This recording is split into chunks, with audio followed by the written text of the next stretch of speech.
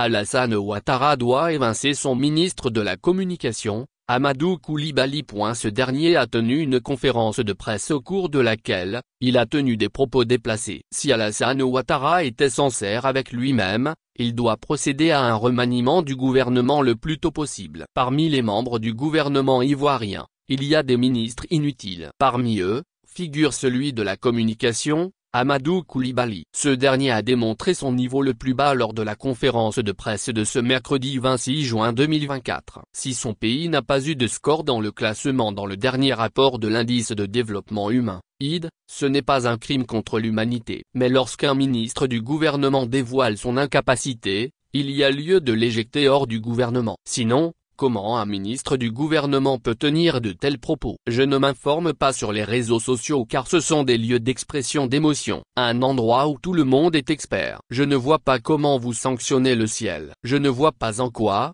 pour un événement naturel, il faudrait prendre des sanctions.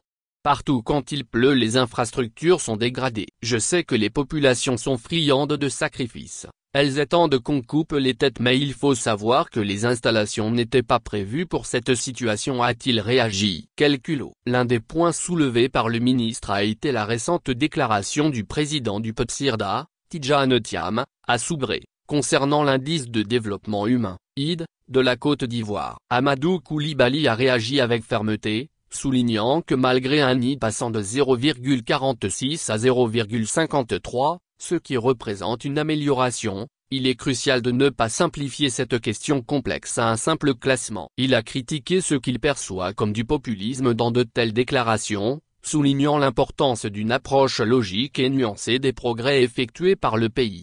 Sur ce point, Amadou Coulibaly a tiré à terre. À moins qu'il veuille noyer le président Alassane Ouattara pour ses efforts insuffisants. Comment un ministre peut tenir un tel propos? Ne connaît-il pas comment le fonctionnement des institutions internationales?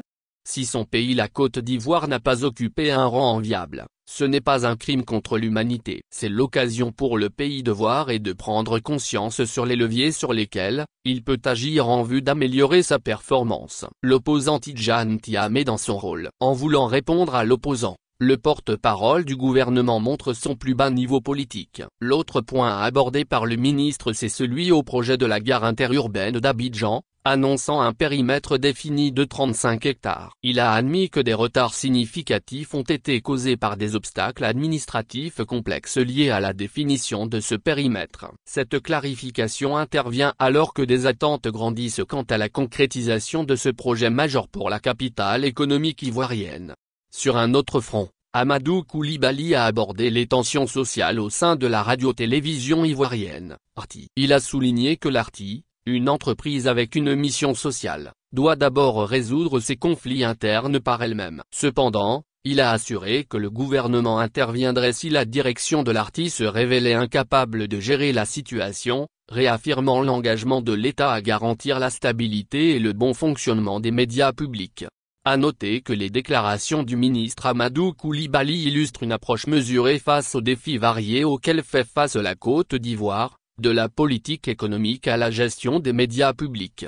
En tout, rappelons que, le Togo, lors de la publication du dernier rapport sur l'ID, qui avait pour thème sortir de l'impasse, repenser la coopération dans un monde polarisé, le Togo a enregistré une augmentation de 13% de son indice sur la décennie, consolidant ainsi sa position de leader du classement UMOA, devant la Côte d'Ivoire et le Sénégal, et se place au pied du podium ouest-africain, devancé uniquement par le Cap-Vert, le Ghana et le Nigeria. Selon Dr Sandra Ablamba-Johnson, ces performances démontrent que le chef de l'État a clairement fait le choix d'un développement centré sur l'humain. Il convient de relever que depuis quelques années, l'indice de développement du Togo est en perpétuelle évolution grâce aux efforts et investissements du gouvernement dans les secteurs sociaux. Pour illustrer cette progression, l'indice est passé de 0,484 en 2014 à 0,5134 en 2018, puis à 0,539 en 2022 avant d'atteindre 0,547 en 2023, ce qui représente une progression de 13% entre 2014 et 2023, ce qui est significatif. Avec cette belle performance, le Togo est en bonne voie pour franchir le seuil de la catégorie de développement humain moyen, qui se situe à 0,550. Nous sommes pratiquement proches de ce seuil et je crois que l'engagement du gouvernement est d'amener le Togo à passer dans le groupe de pays à revenus moyens. Il faut souligner que la publication de RDH est une opportunité pour le PNUD de contribuer au débat sur les problématiques de développement mondial. L'édition 2023-2024, axée sur le thème « Sortir de l'impasse, repenser la coopération dans un monde polarisé », invite l'ensemble des acteurs à réimaginer la coopération internationale autour de 3 axes d'idées essentiels, selon la représentante résidente du PNUD au Togo, Madame Binta Sané.